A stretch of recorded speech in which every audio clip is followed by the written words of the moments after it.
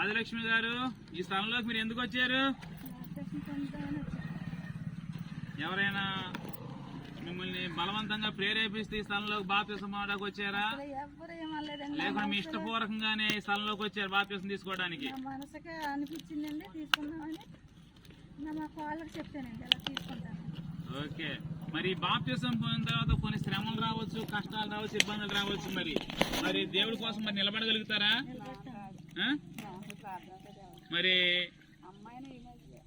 ఆదిలక్ష్మి గారు ఇచ్చిన సాక్ష్యాన్ని బట్టి ఈ సమయంలో బాప్తిసం ఇవ్వడానికి సిద్ధపడుతున్నాం. ఈ సమయంలో చిన్న ప్రార్థన చేసుకుందాం. దయగలిగిన తండ్రి, మీ శ్రేష్ఠ నామాన్ని బట్టి కృతజ్ఞతలు చెల్లిస్తా ఉన్నాం. దేవా, యొక్క దినమందు మీ ఆత్మను బిడ్డతో ఉంచండి.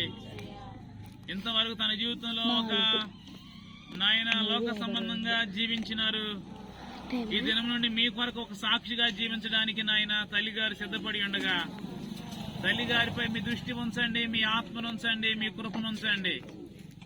దేవా, క్రీస్తు యేసులోనికి బాప్తిసం పొందిన మీరు క్రీస్తుని ధరించుకున్నారని మీరు చెప్పారు నాయన.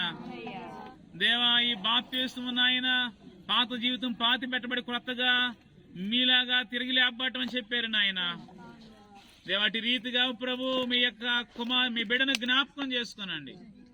దేవా, మీ కొరకు సాక్షిగా తన వాడకట్లో, తన ప్రాంతంలో, తన కుటుంబీకుల్లో ఒక మాదిరికరమైన వ్యక్తిగా బ్రతకడానికి మీ కృప చూపి ఒక సాక్షిగా నడిపించమని క్రీస్తు నామములో అడిగి ప్రార్థిస్తున్నాం పరమ తండ్రి, ఆమేన్. ఆదిలక్ష్మి గారు ఇచ్చిన సాక్ష్యాన్ని బట్టి పైన ఆకాశం సాక్షిగా, కింద భూమి సాక్షిగా, ఈ నీటి సాక్షిగా సంఘం ఏట తండ్రి, కుమార, పరిశుద్ధాత్మ త్రియేక నామములో ఈ బాప్తిసం ఇస్తా ఉన్నాం.